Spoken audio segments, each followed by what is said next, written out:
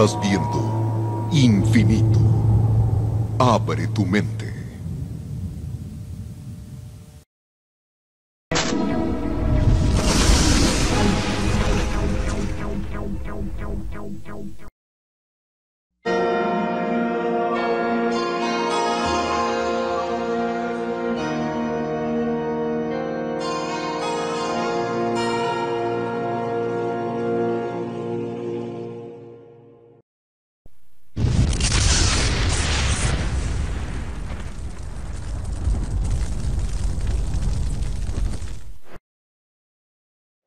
La película oficial de la exposición del Santo Sudario y es la única película de video de alta definición filmada después del incendio en la capilla de Guarini durante la exhibición privada del 28 de junio de 1997.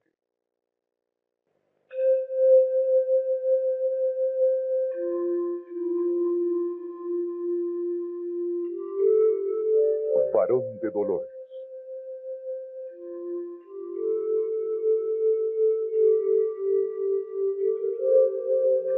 El Santo Sudario.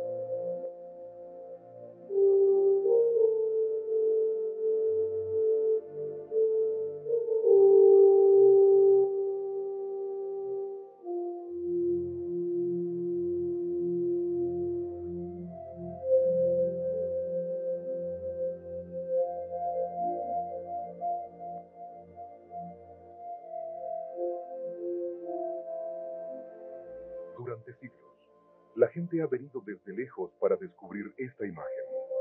Han venido a orar o a buscar consuelo, guiados por un interés científico o por mera curiosidad. Pero ¿qué es lo que este trozo de tela tiene de único, de especial y de singular, cuya evidencia documental se remonta al año 1350?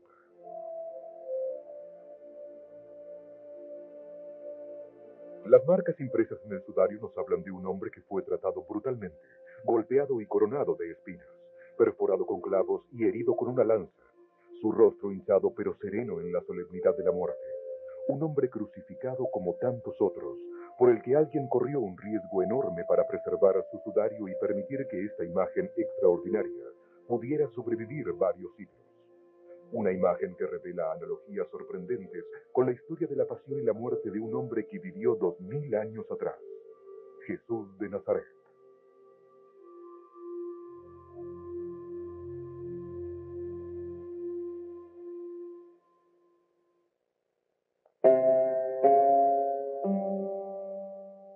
Detengámonos un momento a recordar la historia narrada en los Evangelios. En Jerusalén, Jesús fue traicionado por sus discípulos, capturado, crucificado en una colina y enterrado en una tumba nueva.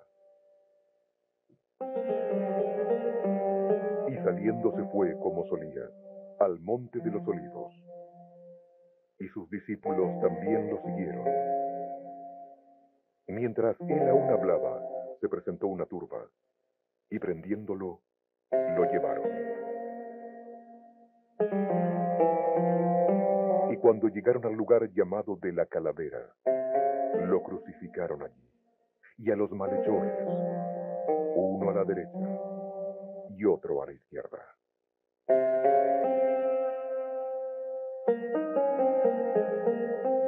Había un varón llamado José de Arimatea. Este fue a Pilato y pidió el cuerpo de Jesús. Y quitándolo, lo envolvió en una sábana y lo puso en un sepulcro abierto en una peña.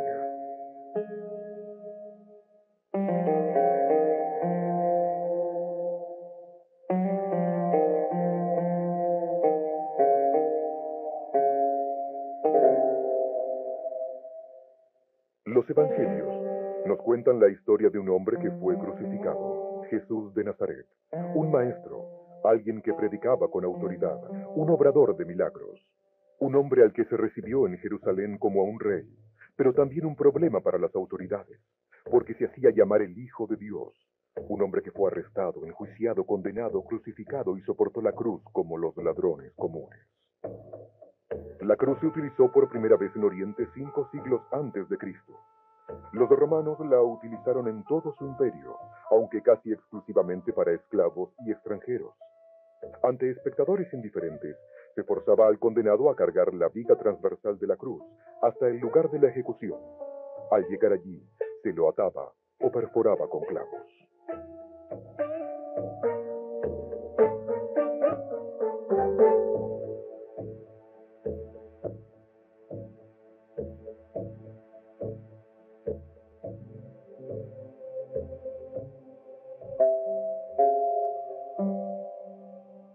Era una ejecución común sufrida por miles de personas que dejó las huellas del sufrimiento en el Santo Sudario. Nadie ha podido negar que la interpretación de esas huellas demuestre la existencia irrefutable y altamente emotiva de la historia de la pasión de Cristo.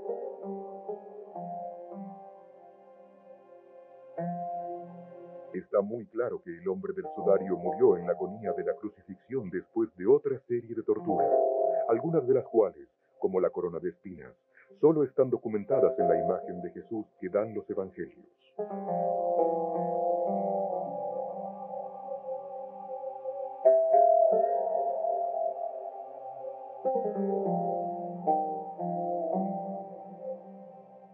El hecho de que haya sido perforado con una lanza es también algo inusual.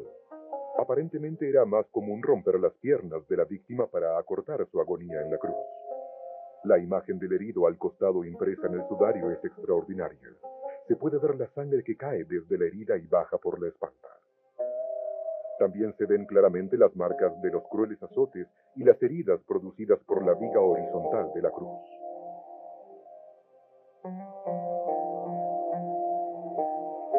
Una serie de pequeñas manchas de sangre en la cabeza y en la nuca evocan en nuestro recuerdo ocular la imagen de la corona de espinas, apretada con mucha tensión contra la cabeza de este hombre.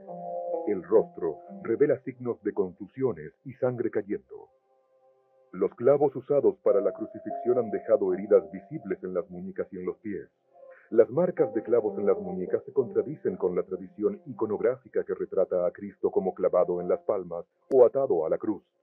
Sin embargo, concuerdan con un reciente descubrimiento arqueológico del esqueleto de un hombre crucificado en la misma época que Cristo. Ese esqueleto hallado en la morgue del Midhat HaMifdar, cerca de Jerusalén, revela signos de clavos colocados en la parte superior de los brazos, entre el radio y el cúbito. El mismo hallazgo revela una parte torcida del clavo colocada en el talón del hombre y probablemente curvada por la madera dura de la cruz. Como ese hombre, Jesús de Nazaret fue condenado a muerte y se lo dejó morir ante una multitud hostil y burlona, para luego enterrarlo en una tumba tallada en la roca. Pero, el primer día de la semana, María Magdalena fue de mañana, siendo aún oscuro, al sepulcro, y vio quitada la piedra de la entrada. Entonces corrió y fue a Simón Pedro y le dijo: «Se han llevado del sepulcro al Señor y no sabemos dónde lo han puesto». Y salieron Pedro y el otro discípulo y fueron al sepulcro.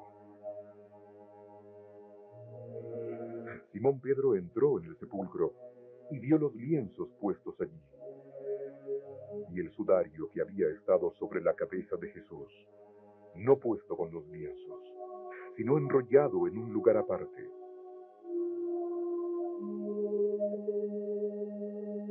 Entonces entró también el otro discípulo, y vio, y creyó.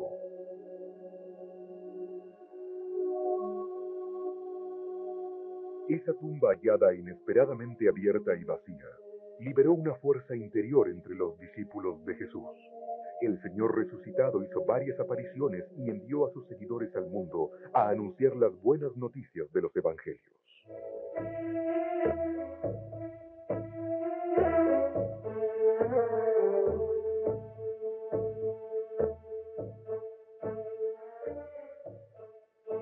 primera comunidad cristiana se originó en Jerusalén, la ciudad sagrada de los judíos que más tarde también fue sagrada para los cristianos y los musulmanes.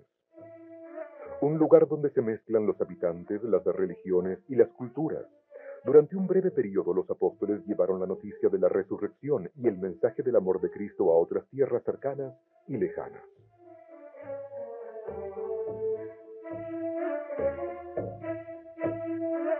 Los Hechos de los Apóstoles describen su itinerario.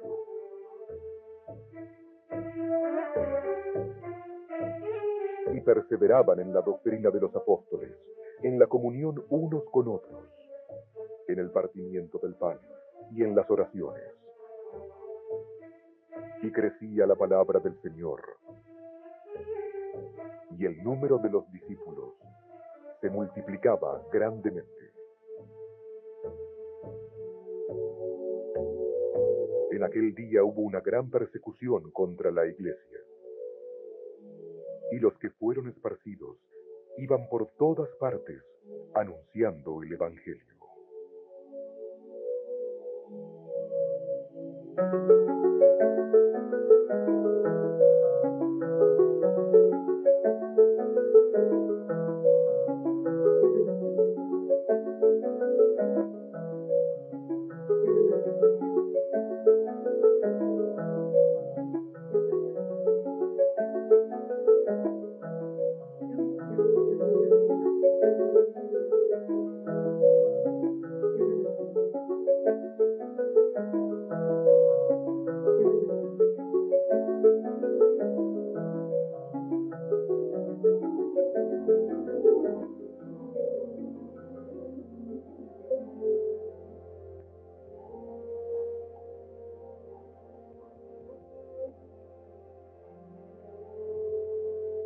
Las persecuciones esparcieron a los que creían en Jesús por todo el Medio Oriente, en Antioquía, Éfeso, Esmirna, Laodicea, Jerápolis, Iconio y Edesa.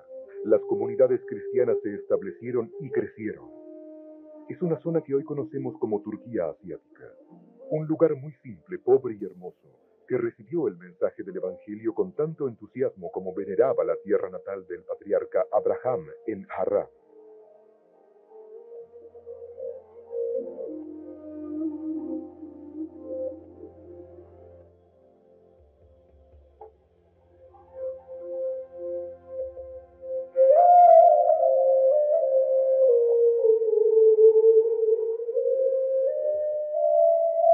Aún hoy, la simpleza de sus casas de barro al borde del desierto sugiere un estilo de vida, la tradición de la hospitalidad que dio esa bienvenida tan cálida a los discípulos que venían a anunciar el amor de Dios.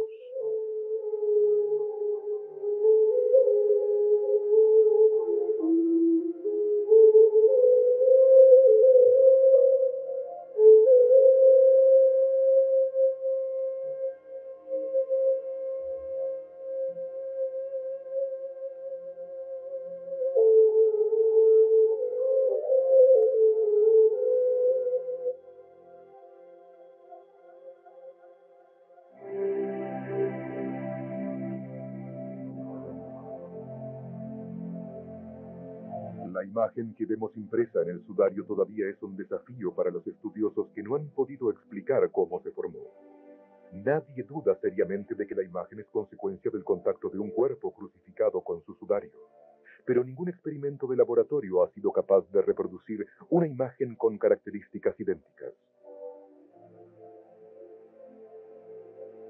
En investigaciones posteriores a 1978, cuando se examinó el Santo Sudario, se ha confirmado la falta total de pigmento o tinte de color.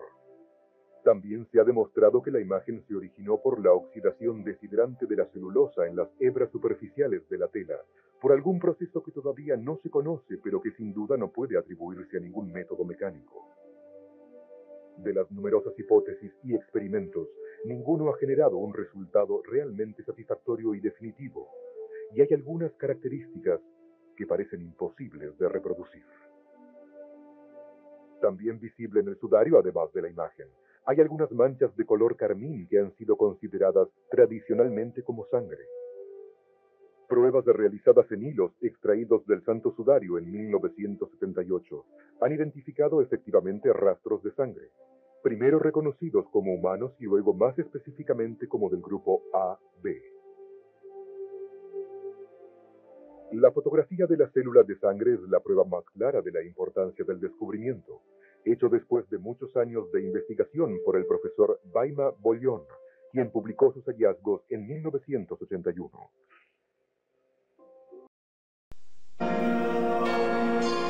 Regresaremos con más Infinito Místico.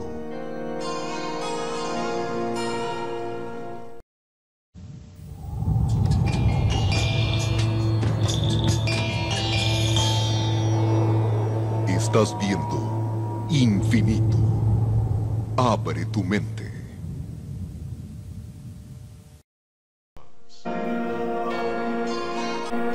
Continuamos con Infinito Místico.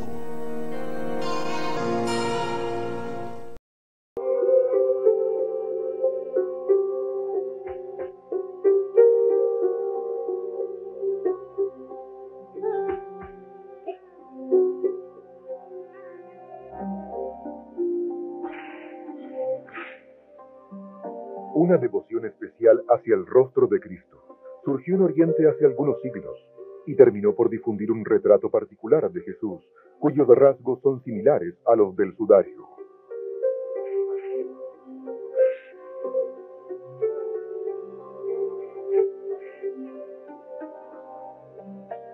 El monasterio de San Catherine en Egipto conserva celosamente el legado de esa tradición.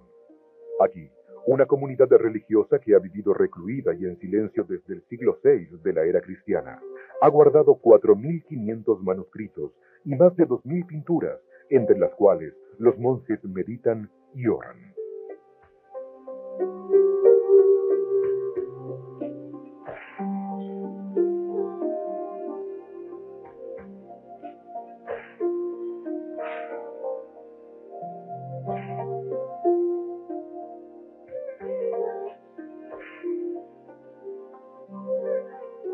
Un ejemplo excepcional es este raro ícono bizantino del siglo VII. Su retrato del Pantocrátor tiene una clara semejanza con el rostro del sudario, por su cabello, su nariz, su barba y su bigote.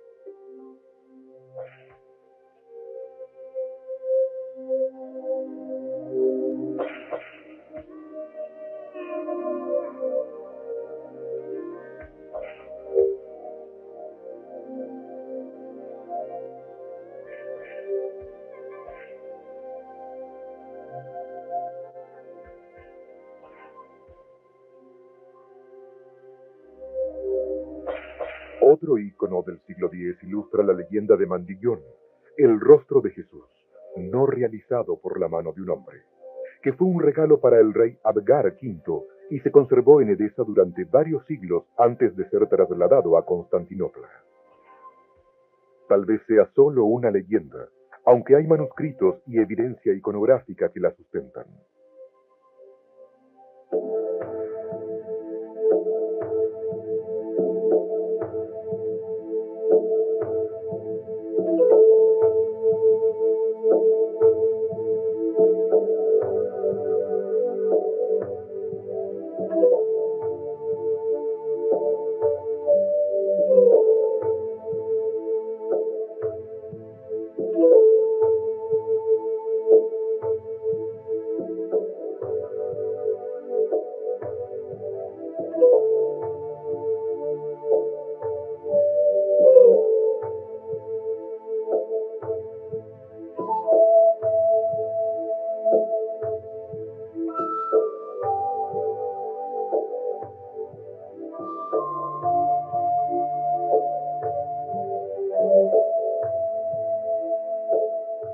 En Mandillón se conservó y veneró en Edesa, una ciudad noble que alguna vez ostentó alrededor de 300 monasterios e iglesias. Una reliquia todavía en posesión de Edesa registra la visita del patriarca Abraham con su legendaria pileta de peces sagrados. Según la leyenda, se originaron cuando trozos de madera ardiendo cayeron en el agua y se transformaron.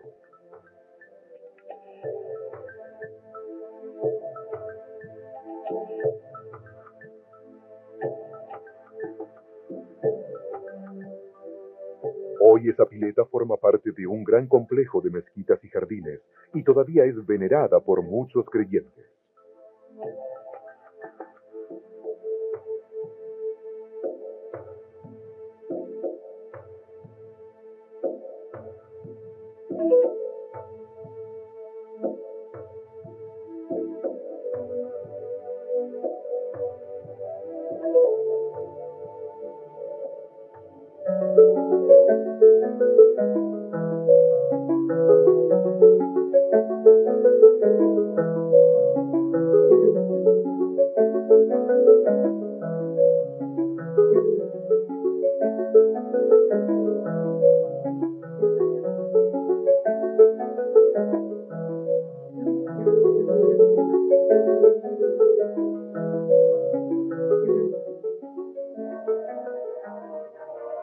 ¿Podría ser el mandillón de Edesa tan venerado y retratado en el sudario mismo, doblado de tal modo que solo puede verse el rostro de la imagen como sugiere este códice del siglo XIII de la Biblioteca Nacional de Madrid? La historia nos cuenta acerca del viaje del rostro de Edesa, cómo lo recibió el emperador romano y cómo fue albergado en la iglesia de Santa María del Faro, en el Palacio Imperial de Constantinopla, la capital oriental del Imperio Romano.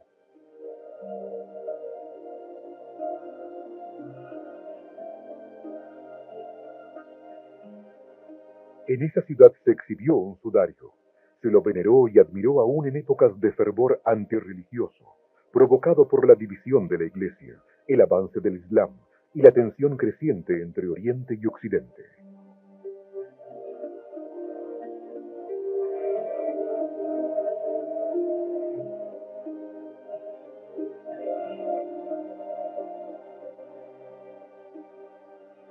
Diversos rostros de Cristo parecidos a los del sudario se conservan en los mosaicos del siglo XII del interior de la Basílica de Santa Sofía.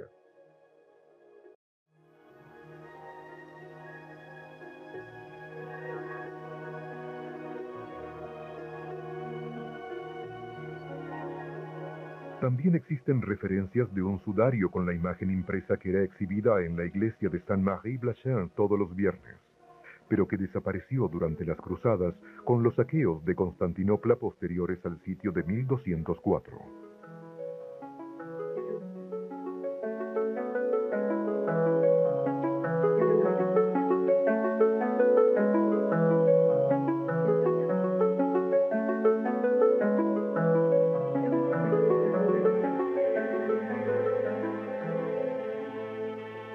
Con los siglos, esa imagen fue adoptada como el rostro de Cristo en sucesivas pinturas, siempre con los mismos rasgos, siempre venerada y admirada, objeto de culto, como lo era en los ábsides imponentes de Dapnis, cerca de Atenas, o de Cefalú, en Sicilia.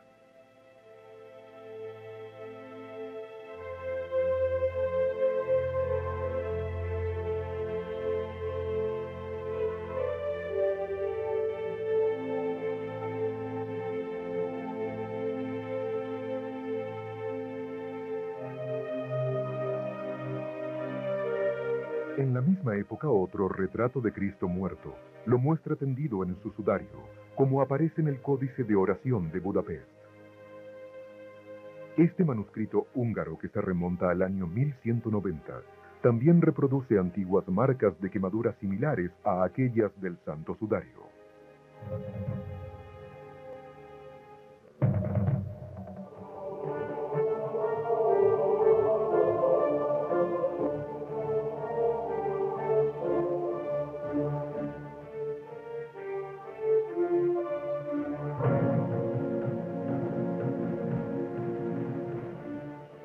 El sudario de Constantinopla desapareció de modo misterioso durante las cruzadas, junto con otras reliquias auténticas y dudosas, todas ellas llevadas al oeste de contrabando y vendidas.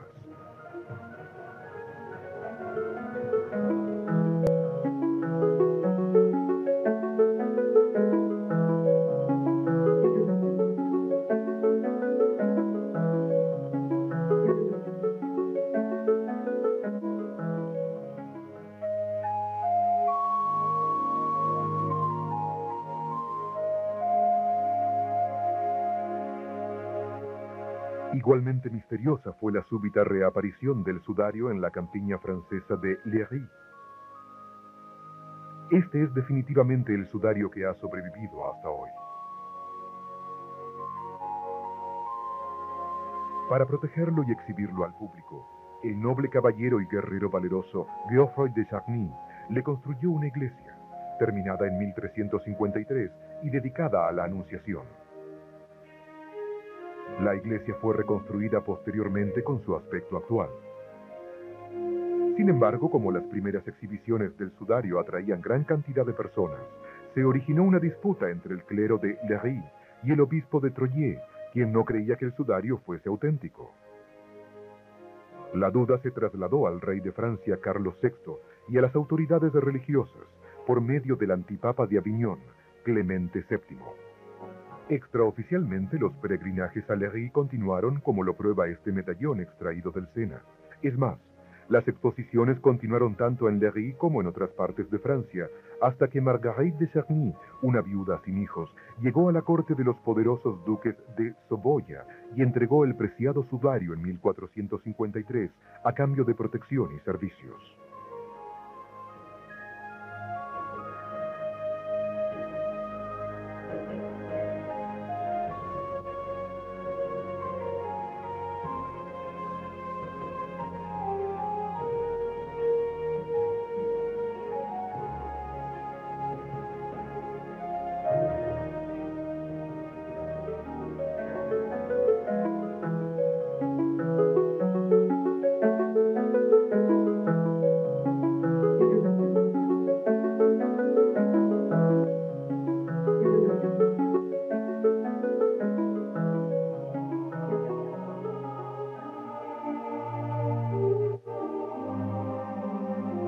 Desde entonces el Santo Sudario acompañó a los duques de Saboya en sus peregrinaciones por sus estados a ambos lados de los Alpes, incluido el Piamonte. En la capital ducal de Chambéry, el sudario fue preservado durante algunos años en la iglesia franciscana. Luego, en 1502, encontró un hogar permanente en la Sainte-Chapelle, la capilla familiar del castillo de Chambéry.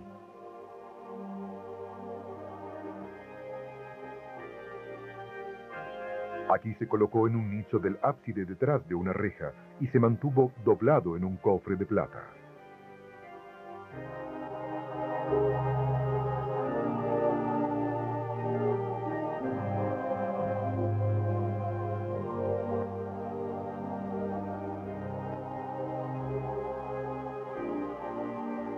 En 1506, el Papa Julio II reconoció y autorizó la veneración pública del Santo Sudario, concediendo a la apreciada reliquia su propio oficio litúrgico y estableciendo el 4 de mayo como día de conmemoración.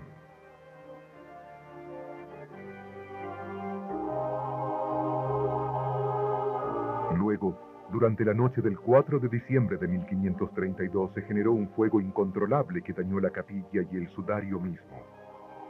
El trabajo de reparación de la reliquia se terminó 2 años más tarde.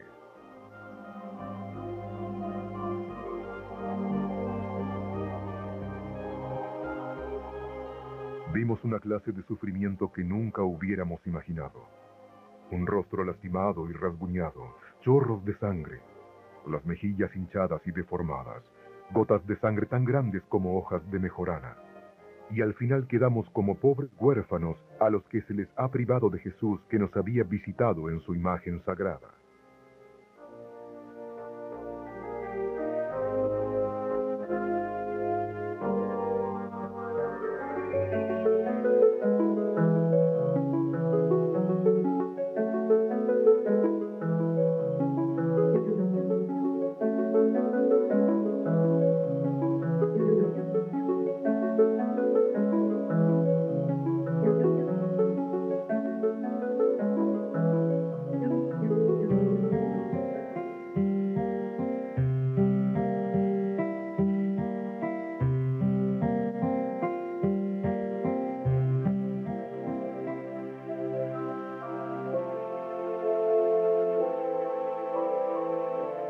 Cuando la guerra agitó Europa a mediados del siglo XVI, pareció prudente trasladar el sudario a lugares más seguros, como Milán, Vercelli y Niza, donde fue exhibido y venerado en forma creciente.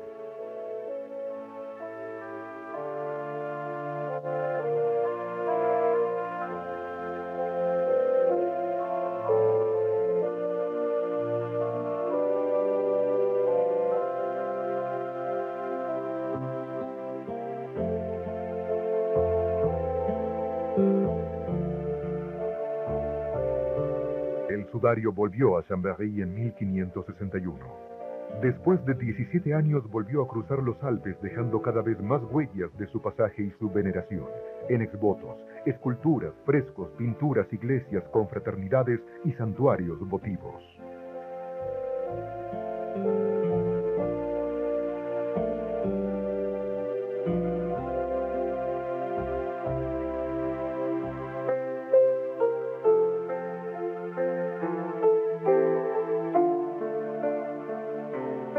En especial, el Valle de Aosta, los alrededores de Biela, los valles de Lanzo y Susa, todos dan amplio testimonio de la devoción demostrada en varios recorridos y exposiciones.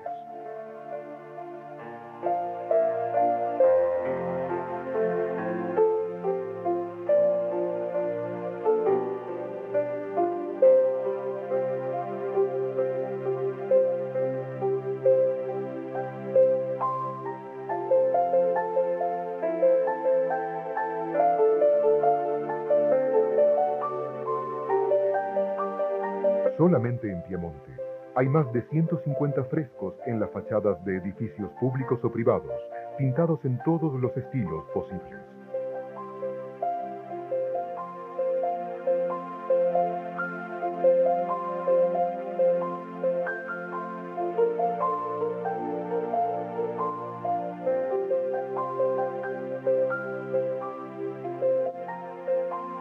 Para facilitar la veneración del arzobispo de Milán, San Carlos Borromeo, que había caminado durante 4 días bajo una lluvia torrencial para llegar a Turín, el sudario se trasladó a esa ciudad, la nueva capital del Ducado de Saboya, en 1578.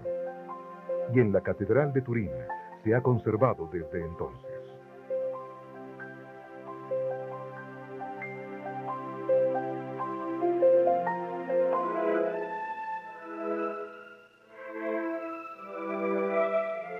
El sudario ya no era propiedad privada. Comenzó a atraer gran cantidad de espectadores.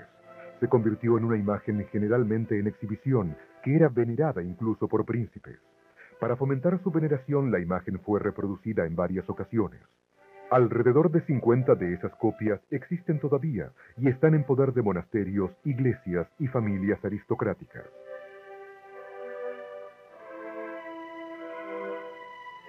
Las copias fueron realizadas por artistas oficiales de la corte o pintores de oficio que trabajaban de memoria o basándose en lo que alguien les contaba que había visto en exposiciones anteriores.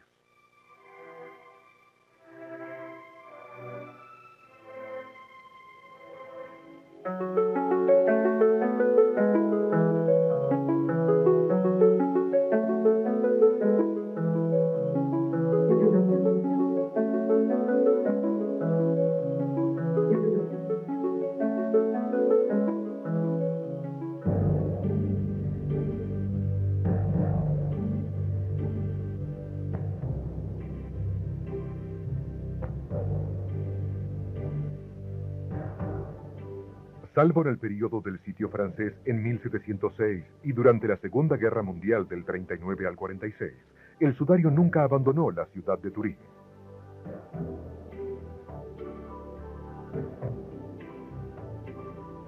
La construcción de la capilla con su cúpula audaz, diseñada por Guarino Guarini, miembro de la Orden Teatina, se completó en 1694. El santo sudario se colocó en el altar diseñado por Bertola dentro de un cofre construido especialmente, decorado con esmalte, piedras preciosas y placas de plata repujadas con los símbolos de la Pasión de Cristo. En oposición, el cofre en el que fue trasladado el sudario desde Chambéry a Turín se conserva en el Museo del Santo Sudario, un anexo a la iglesia del mismo nombre, junto con una colección de pinturas, láminas, exvotos y otros objetos relacionados con la historia de la reliquia sagrada. Este museo verdaderamente único alberga también la cámara y las placas fotográficas usadas por Secondo Pià cuando tomó las primeras fotografías del sudario en 1898. Estas imágenes marrones rojizas constituyen un negativo fotográfico. Cuando miramos un negativo de la fotografía vemos los rasgos del hombre del sudario con todas las sombras y las luces con que estamos acostumbrados a ver el sudario real. Algo que hubiera sido imposible antes del siglo XIX, cuando se inventó la fotografía. Visto a través de las lentes de una cámara, el rostro mismo ha adquirido una sensación de vida sorprendente. Después de la exposición en 1898 que atrajo a 800.000 personas en 9 días, el Santo Sudario fue exhibido otra vez en 1931 para celebrar, como era costumbre, el casamiento del príncipe de Saboya, el futuro rey de Italia Humberto II, con María José de Bélgica. Cuando el Papa Pío XI declaró en 1933 un año santo especial, hubo 2 exposiciones más que atrajeron a grandes multitudes de curiosos y de creyentes.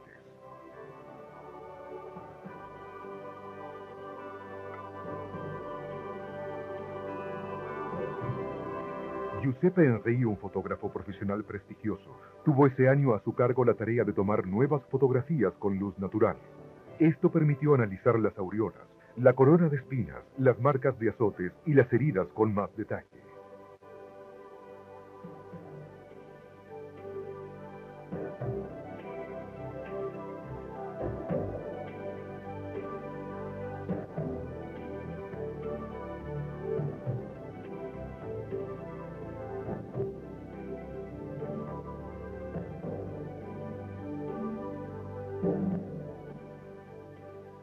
La historia reciente del Santo Sudario no es exclusivamente la historia de las grandes exposiciones, aunque una de ellas se televisó en 1973 y otra que atrajo cerca de 3 millones de personas a Turín en 1978. Es la historia de una investigación científica, el análisis de gránulos de polen y las manchas de sangre, de la investigación de la tela del sudario y las huellas de tierra y monedas antiguas en ella. En 1973 y 1978, Max Frey, un suizo experto en criminología, fue autorizado a extraer muestras de material biológico del sudario utilizando tiras de tela adhesiva. Frey, experto en el análisis de material microscópico, se concentró en identificar el polen que había recuperado, diminutos gránulos de distintas formas que tenían un diámetro de milésimas de milímetro. Una vez identificado, el polen nos lleva hasta la planta que lo produjo y al área geográfica donde esa planta crece en la actualidad. Max Frey identificó 57 variedades de polen, demostrando que el sudario había pasado la mayor parte de su historia en Oriente. Encontró polen de plantas que todavía crecen en Palestina, principalmente en la zona del Mar Muerto, y otras que abundan en Turquía, cerca de Constantinopla, en Francia y en Italia. Obviamente, así como estas partículas de polen pueden indicar la ruta de la peregrinación, son incapaces de decirnos su fecha. En consecuencia, sabemos que el sudario ha pasado por todos estos lugares, pero no podemos saber exactamente cuándo. Sin embargo, como la historia del sudario está documentada desde mediados del siglo XIV en adelante, y como no hay registros de recorridos hacia Oriente a partir de entonces, aún los más escépticos deben admitir que las huellas de polen oriental tienen que ser anteriores a esa fecha. Entretanto, sigue la investigación, utilizando tecnologías cada vez más sofisticadas hasta que se puedan realizar nuevos estudios en muestras más extensas.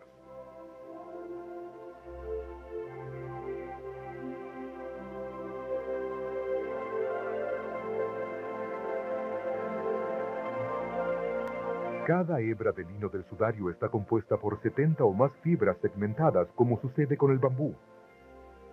Cuando las hebras son aumentadas por el microscopio, estas fibras son claramente visibles, como también lo son los contaminantes minerales y biológicos que están depositados en ellas.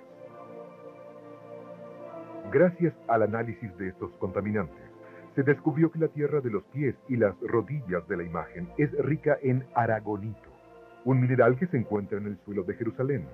Estas huellas de tierra sugieren que el hombre del sudario caminó descalzo y cayó de rodillas.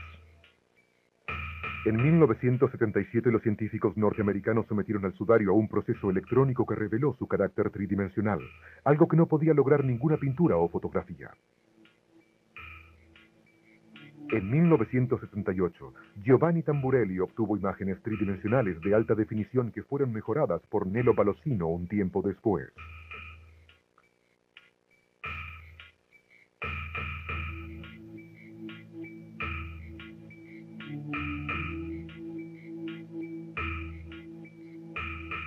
En otras palabras, la imagen del sudario presenta características únicas y fascinantes que se actualizan constantemente a medida que se desarrollan las nuevas técnicas de análisis por computadoras. El rostro tridimensional con sus heridas ha sido sometido a un proceso de lavado electrónico para obtener una cara libre de interferencias, correspondiente al posible rostro del hombre del sudario antes de su martirio. Entre los detalles que reveló ese proceso electrónico hay marcas significativas en el párpado derecho y en la ceja izquierda. Parecen haber sido hechas por dos monedas romanas diferentes que estaban en circulación en el periodo en que murió Jesús de Nazaret.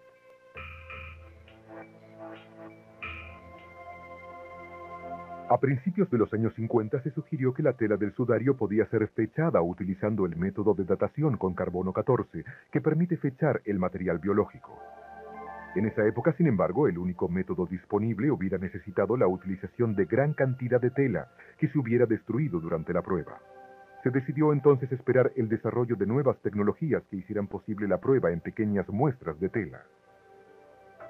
Después de años de debate y polémica, se tomaron ejemplos del sudario en 1988 para realizar una prueba de datación con radiocarbono.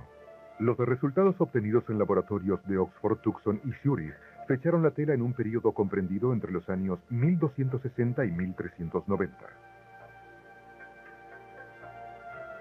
Sin embargo, los estudiosos todavía debaten la confiabilidad del método de radiocarbono para fechar un objeto tan singular en cuanto a sus propiedades históricas, químicas y físicas como el santo sudario.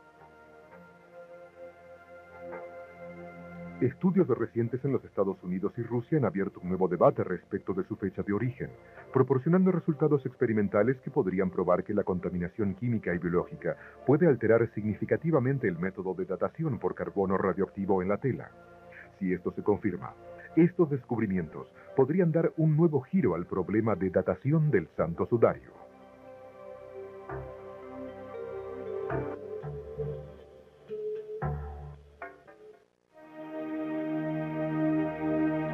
El sudario es una prenda larga de lino que mide 4,36 metros por 1,10 metros. Una prenda con un característico punto de espica. El lino se ha tejido en prendas desde los primeros tiempos y hay muestras de él en museos que se remontan a miles de años antes de Cristo.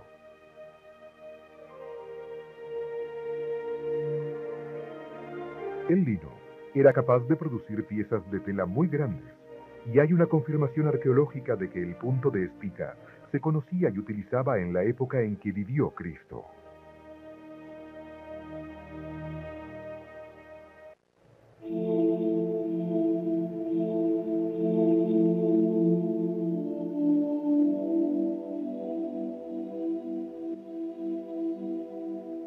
Durante siglos, creyentes y no creyentes peregrinaron para ver esta prenda que exhibe claramente el sufrimiento y para un creyente, la redención.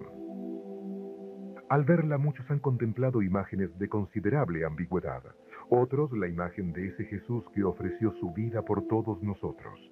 No obstante, estamos todos invitados a ir más allá de la imagen, a establecer contacto con ese Jesús de Nazaret que alguna vez caminó por las rutas de Palestina y cargó ante la mirada pública la cruz en el Gólgota. Estamos todos invitados a pensar en el misterio de la muerte que se convirtió en salvación, en amor, en la resurrección de los muertos y la certeza de un futuro en el amor de Dios.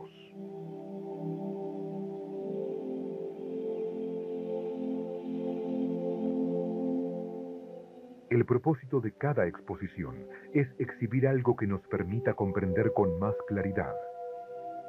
Sin esa comprensión nos sentimos perdidos. Con ella, advertimos que la búsqueda de la salvación puede comenzar. En sí mismo, el sudario no es más que un signo elemental. Su valor no radica en el interés que genera entre los científicos y los polemistas.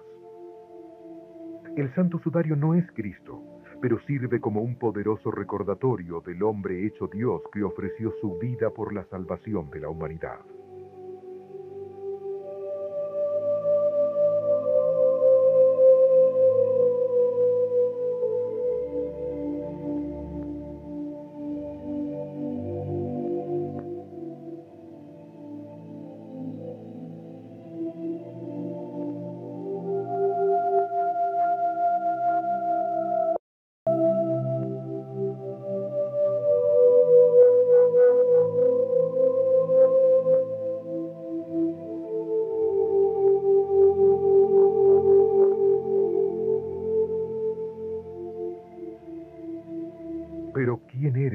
varón de dolores.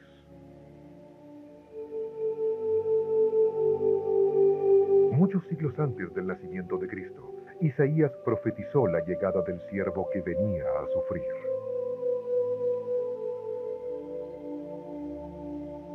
Di mi cuerpo a los heridores y mis mejillas a los que me mesaban la barba. No escondí mi rostro de injurias y de esputos, porque Jehová el Señor me ayudará, por tanto no me avergoncé. Dios dice: He aquí mi siervo, será prosperado, será engrandecido y exaltado, y será puesto muy en alto.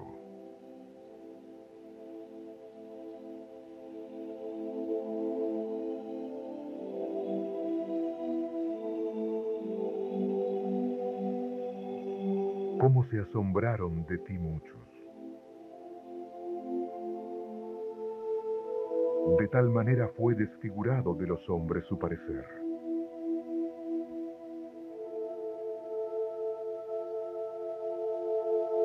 Y su hermosura más que la de los hijos de los hombres. Así asombrará él a muchas naciones.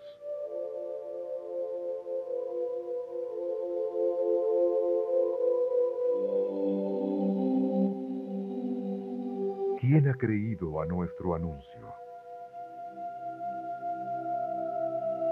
¿Y sobre quién se ha manifestado el brazo de Jehová? Subirá cual renuevo delante de él, y como raíz de tierra seca.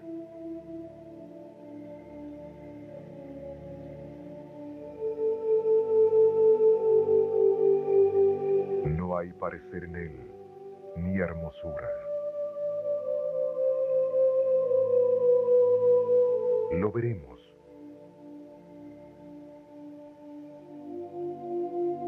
Más inatractivo para que lo deseemos. Despreciado y desechado entre los hombres, varón de dolores, experimentando en quebranto, y como que escondimos de él el rostro, fue menospreciado y no lo estimamos.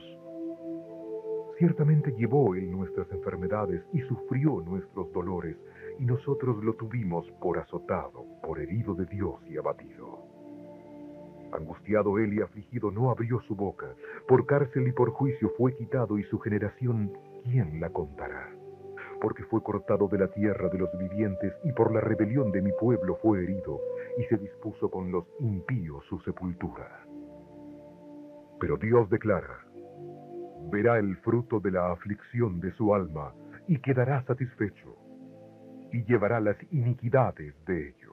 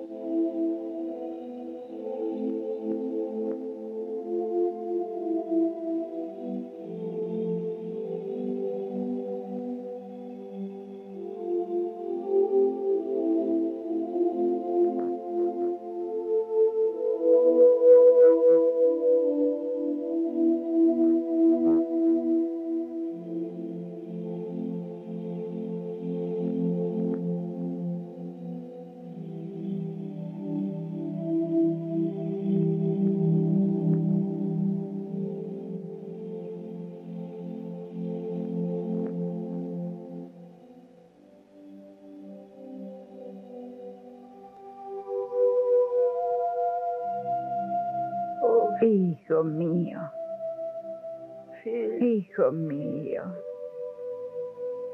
hijo mío, mi amado Lirio. ¿Quién puede consolar mi angustia? El hijo que alguna vez me sonrió con sus ojos dulces.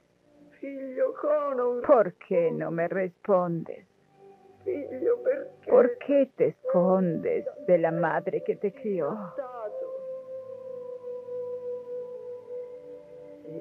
Si lo han despojado de sus prendas, déjenme ver sus heridas sangrantes.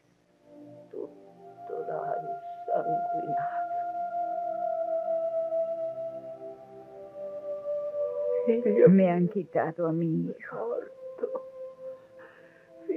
Oh, hijo, mi buen hijo, ¿quién te ha matado?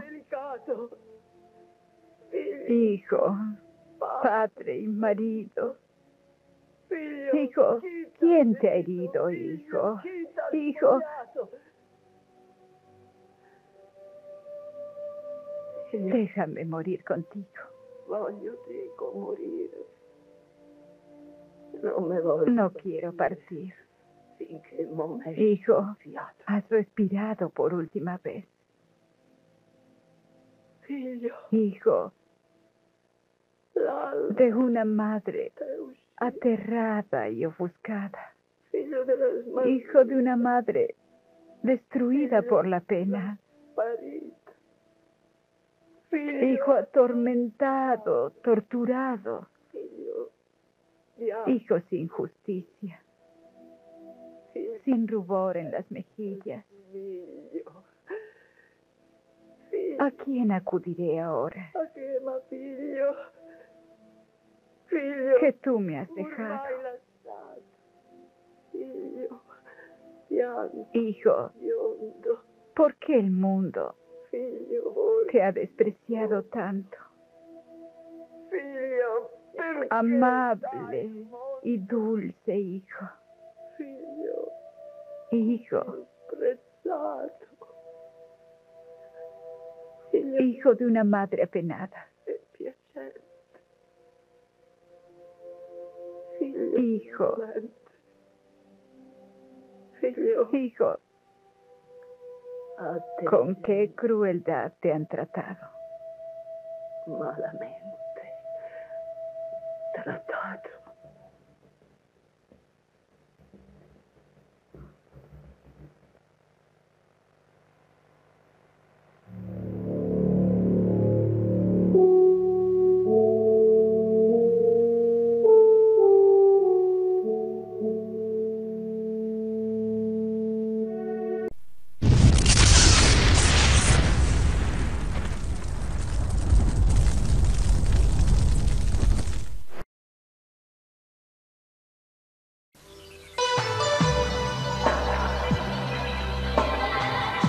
Usted está viendo Infinito.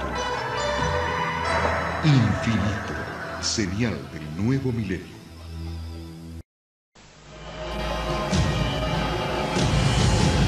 Cada minuto, de cada hora, de cada día, ocurren eventos inexplicables. Incidentes, fenómenos, encuentros, ritos, experimentos. Cada día, cada hora, cada minuto, cada 60 segundos, se revela una vida llena de misterios. Ahora un canal trata de dar luz a todo. Un canal que indaga los misterios del universo. Un canal que se aventura en territorios desconocidos. Un canal que explora las preguntas que definen nuestra existencia. ¿Estamos solos en el universo? ¿Existe la vida después de la muerte? ¿Quién construyó las pirámides? ¿Se puede predecir el futuro? ¿Podemos mover objetos con nuestra mente? ¿Existe el infierno? ¿Se acabará el mundo en el año 2000? ¿Es la historia una gran mentira? Para cada pregunta hay una respuesta, pero ¿hasta dónde estamos dispuestos a llegar para encontrar la verdad? Desde Machu Picchu al Chupacabra, desde los aztecas al Zodíaco, desde los extraterrestres a los ángeles. Esto es Infinito, un viaje hacia lo desconocido, una exploración de lo inexplicable. Ningún lugar es muy remoto, ninguna pregunta muy extraña, ningún misterio está fuera de nuestros límites. Escuche lo inesperado, descubra lo oculto, experimente lo desconocido. Infinito, señal del nuevo milenio.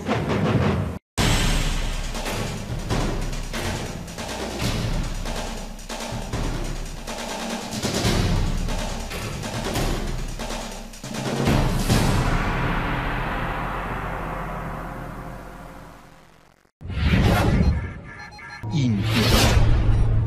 Abre tu mente.